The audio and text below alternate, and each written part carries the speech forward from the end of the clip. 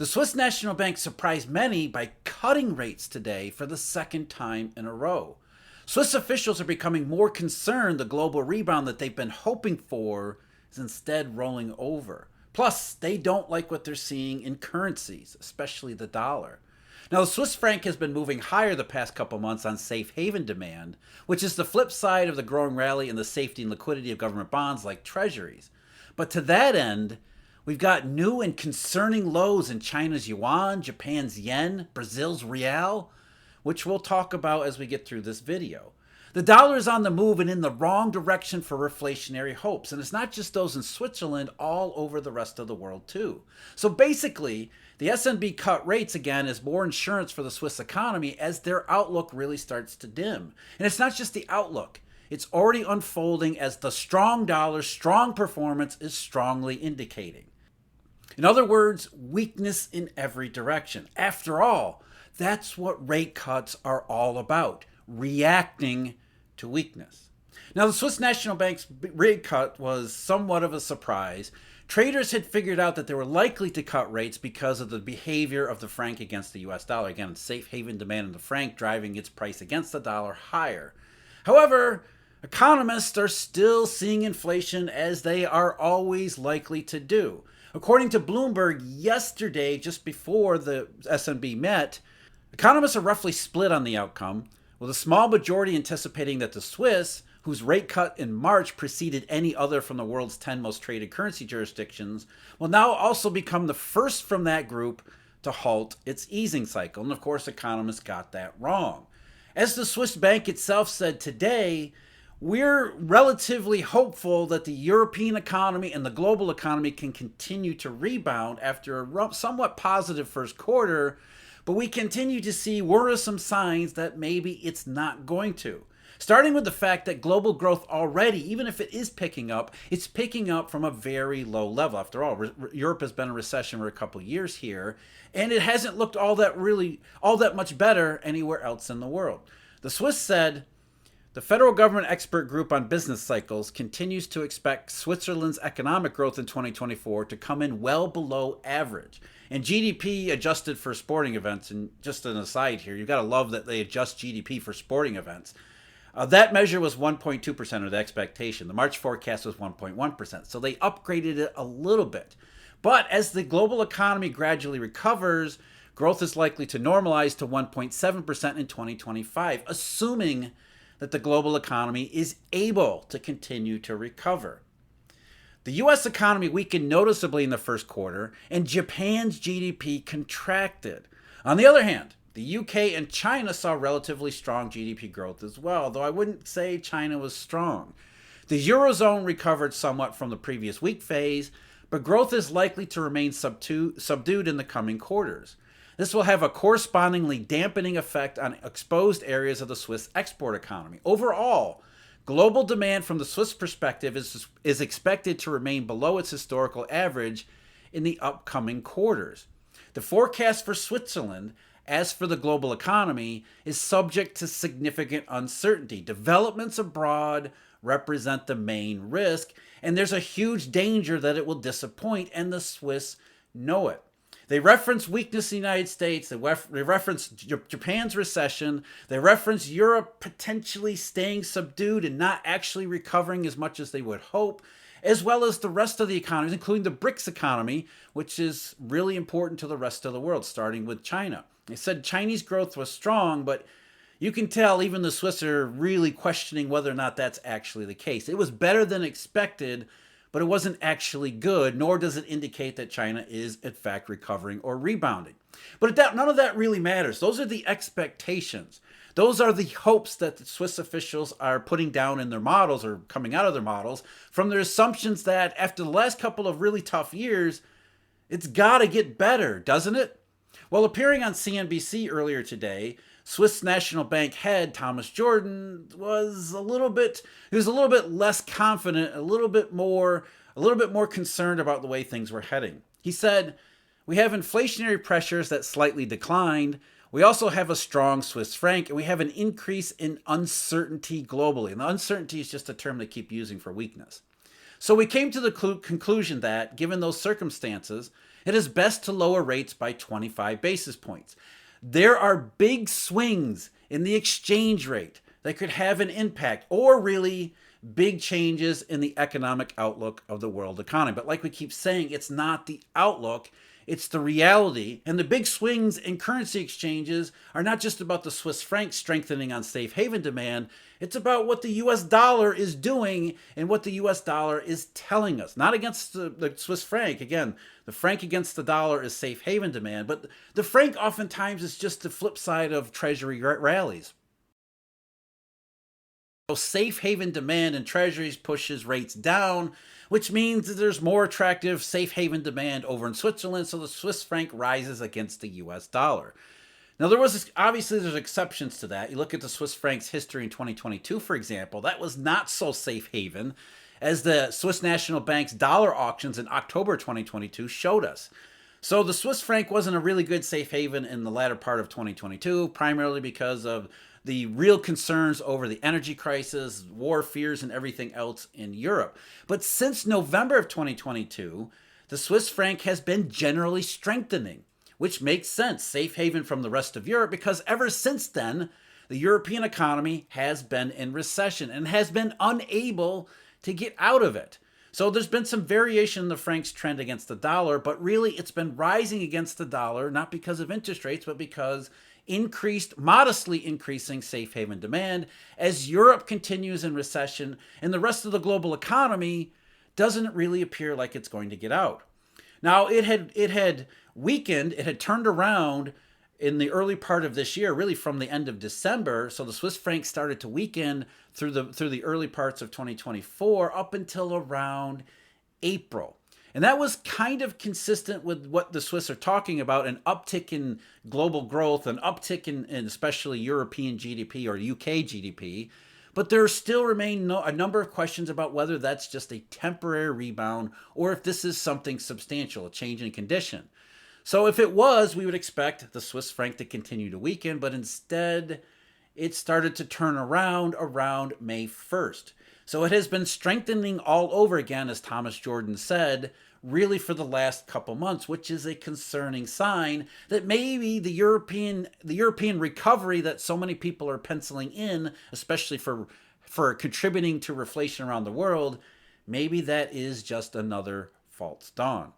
And this May-June rise in the franc seems to have gotten the SNB's attention for both franc reasons as well as economic concerns. Not that rate cuts from the Swiss National Bank are going to do all that much about either.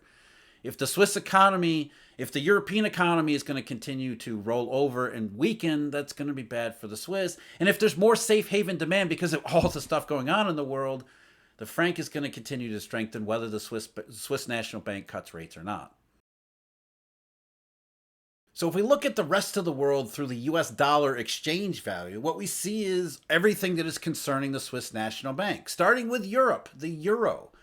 The euro, there's a reason why the European Central Bank cut rates in June, just a couple weeks ago, because they realized that the European economy is indeed in trouble, that there's a good chance, if not a majority chance, that it isn't going to recover here, even though they would like it to. And so violating all of their previous statements and all their previous promises to focus on inflation until the very end, suddenly they're like, no, let's forget about that. Let's cut rates here. So the euro got clobbered in 2022 for very obvious reasons. They had funding problems, got collateral disaster, the economy fell into recession, the energy crisis that was at one point feared to be catastrophic. And then the euro rebounded in the latter part of 2022 as it turned out that the winter was going to be mild. Europe was not going to run out of energy. Oil prices were starting to come down. Energy prices were coming down. So Europe wasn't going to get the worst of the worst case. But Europe did fall into recession from which it has yet to recover. And the euro exchange value in many ways reflects that situation.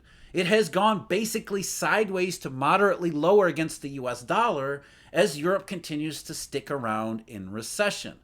There's no change in 2024 either, which is a key sign that maybe those hopes for a rebound are a bit misplaced. So it's another one of those signals that suggests that reflation hopes, which should lead to a falling dollar exchange value against basically every currency in broad fashion, just isn't happening. Of course, the big one, a big one, but maybe in many ways the big one, China's yuan. We keep talking about the yuan because the yuan keeps telling us we need to pay attention to it. And you got to believe that the Swiss National Bank and the Swiss officials are doing just that. They've talked about the BRICS economy being an important contributor to global growth. And for Switzerland, the Swiss National Bank projections show about half of their growth rate is due to exports and global growth contributions. So they're definitely paying attention, as they keep saying, to what's happening in the rest of the world. And that means you got to pay attention to China. Today, it fell pretty sharply for a one-day change, especially as low as it is already against the 2% daily limit. It hit another new low, below 726 for the first time since November 13th. So it completed the round trip from last year's rally. And the offshore rate, CNH, is down to 728.90, almost 729 on the offshore rate. That's the lowest since November 2. And even Chinese authorities are starting to realize they can't hold it up any longer. According to CFETS, the PBOC fixed the midpoint today at 711.92, so almost 712. That's the lowest since November as well. So you can see that the PBOC is giving up on a rebound in China's yuan, and they're also giving up on trying to hold it up in the way that they have over the last several months. And just to be clear, this is not devaluation. This is not some kind of export stimulus. China is showing you they want the yuan to at least stabilize, if not actually strengthen. And they've been undertaking a number of efforts to try to make that happen. But they're realizing it isn't working, including all of their efforts that they've been focused on offshore in Hong Kong and the CNH market. And it's just not working. The currency continues to want to go down. And why does the currency want to go down? Well, everybody wants to blame Jay Powell and his reluctance for rate cuts, but that's not it. It's the fundamentals of China and the global economy. CNY down equals bad for both. And of course, the Swiss National Bank, as I said, are taking those into account when they're deciding on their own interest rate policies. And of course, we can't mention yuan without mentioning yen. The saga of the Japanese yen continues. As of today, China's yuan hits a new low. Japan's yen does the same thing. It's now almost 159, which is lower than when the Japanese government intervened not even a couple months ago.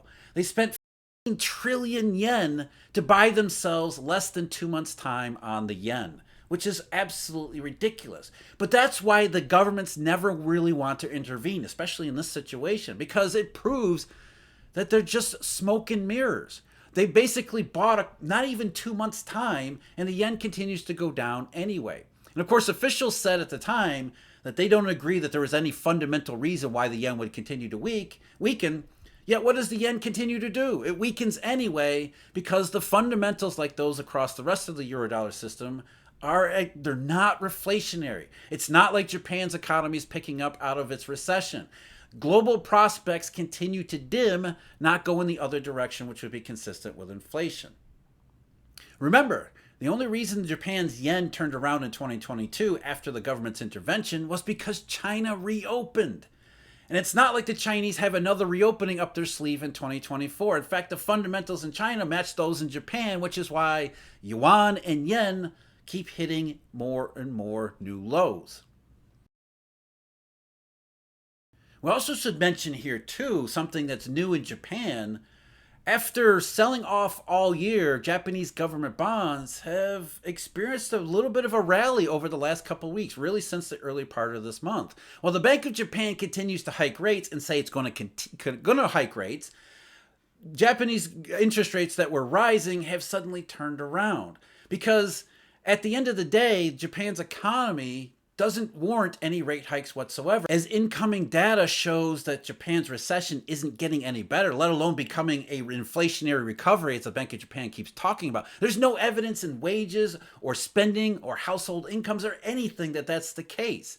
And eventually it gets to be such a disparity that even Japanese bond yields, which are pushed higher, there's a limit to how far the Bank of Japan can hike rates intentionally during a recession.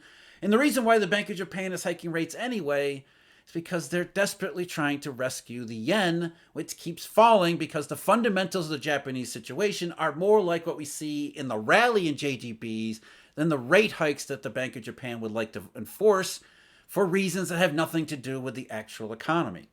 The yen is falling because the local and global economic prospects, like everywhere else, are getting worse, not better.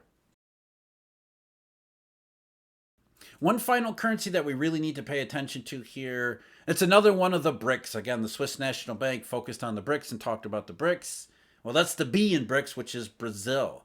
The Brazilian real has fallen sharply since April, and it is down to, at last check, 5.44 to the dollar, which is the lowest since November of 2022, and it is moving lower quite quickly. Of course, they want to blame Jay Powell and the uncertainty over rate cuts in the US, but that doesn't make any sense whatsoever. Again, fundamentals in currency exchange values, just like fundamentals in interest rates. The problem is people don't like what those fundamentals say, especially if you're in any position of authority.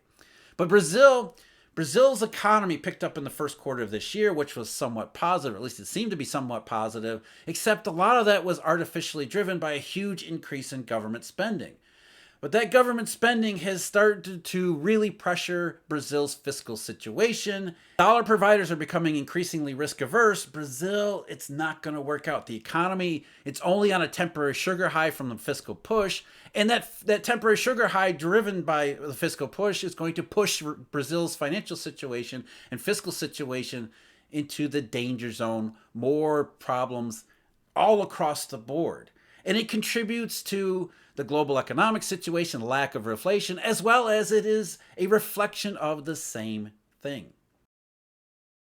Like I said, everyone wants to blame Jay Powell and the Federal Reserve for their problems and their woes. It's easier to say that the Fed's uncertainty about rate cuts are the reason why the dollar is going up against all of these currencies and going up sharply against all these currencies, rather than admit that dollar rising or the strong dollar is a strong indication of very weak fundamentals. Nobody wants to admit that. It's just like U.S. Treasuries. Nobody wants to admit that Treasury rates going lower are a bad sign about fundamental prospects. Reflation is more fun and certainly more fun to think about. If a reflationary wave was building like the Swiss National Bank is hoping for, then we'd see the dollar falling and in broad-based fashion. But it isn't. It is rising substantially against these major currencies, and it is at least higher in that broad-based fashion. The Swiss National Bank is right to cut rates, and it knows it. Not that the rate cuts are going to do any good for the economy or the Swiss franc. It's the Eurodollar's world, and the Swiss know it. And sadly, the Eurodollar isn't looking reflationary, it's looking increasingly mean. There was some urgency when the European Central Bank cut rates at its last meeting. I talked about that and why they violated their inflation pledge in the video link below. As always, thank you very much for joining me. Huge thank you, Eurodollar University members and subscribers. Until next time, take care.